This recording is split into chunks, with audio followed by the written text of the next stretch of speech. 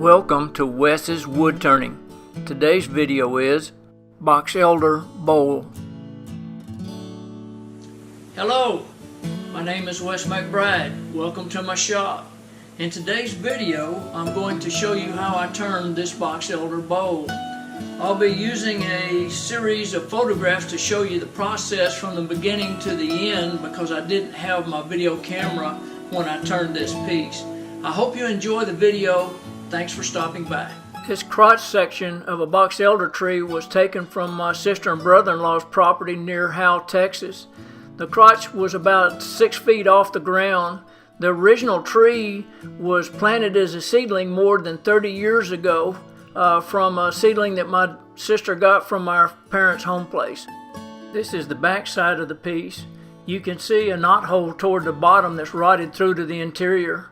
Also, there's a large amount of bark missing from the outside. This is the reason the tree had to be removed. This interior rot ran all the way from the crotch down to the ground inside the trunk.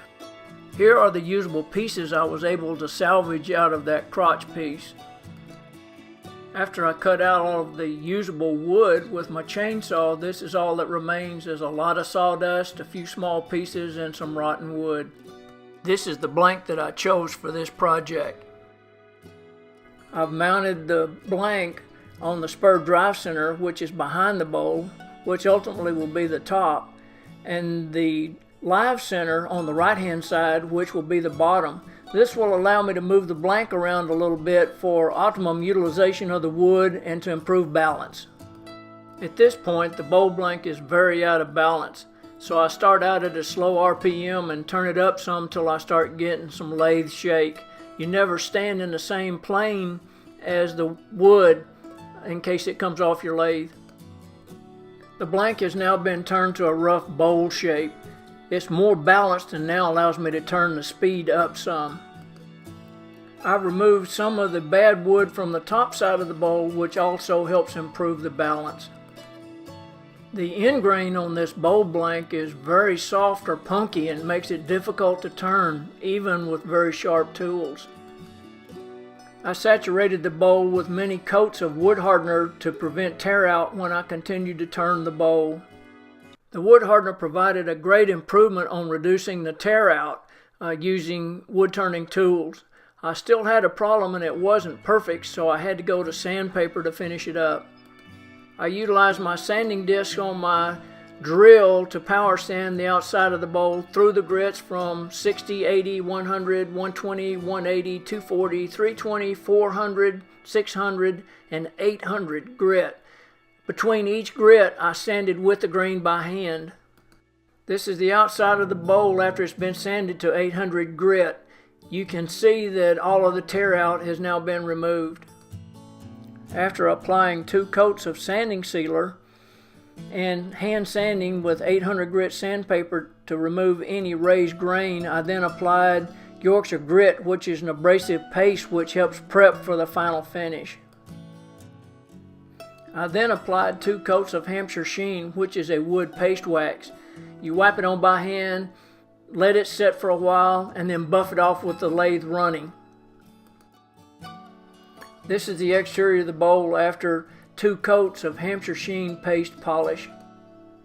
I've turned the bowl around and mounted it in my 4-jaw chuck to start working on hollowing out the front side. I've now hollowed about half of the bowl. I left the tailstock with the live center still up on the bowl for safety to keep it from being thrown off. I've now removed the tailstock and will finish hollowing the bowl by removing the pedestal in the center. After the hollowing of the interior is complete, the inside of the bowl goes through the same process as the exterior, sanding through the grits, Yorkshire grit, and Hampshire sheen to a fine finish.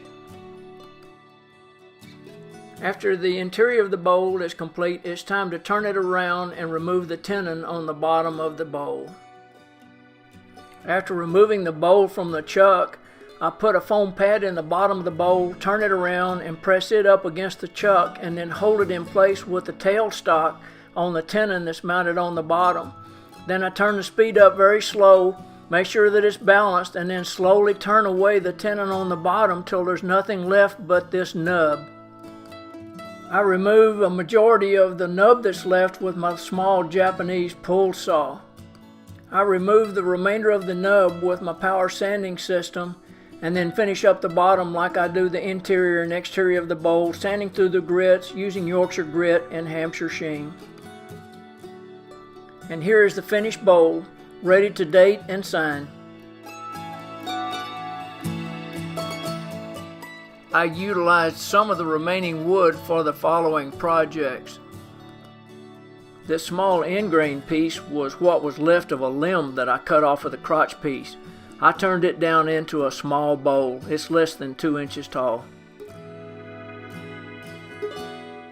I cut this side grain piece into 2 individual pieces and turned 2 small bowls. It's hard to believe when you look at the grain on the inside that they came from the same piece of wood. This irregular shaped end grain piece was used to make a small lidded box that ended up being about 4 inches in diameter and about 2.5 inches tall. I was able to use some of the cutoffs from the other projects to make this bottle stopper and rolling rider pin. If you like today's video, please click like and share below. Also feel free to leave comments. As always, thanks for stopping by and I hope you have a blessed day.